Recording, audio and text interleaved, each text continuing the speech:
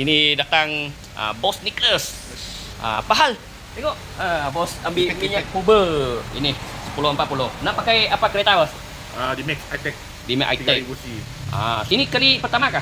Kali kedua dah. Kali kedua. Sebelum ini pun pakai dekat High-Tech jugalah. Betul. Oh, tengok guys. Minyak silang, si berat kereta.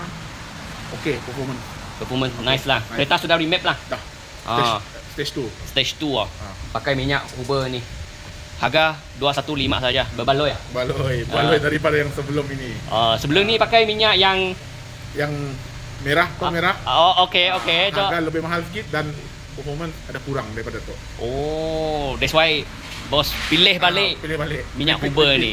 Kira repeat lah ni. Coba Cuba dulu dulu. baru kita cakap. Betul. Macam saya cakap kan. Betul. Legit lah. Jim tak tipu punya kan.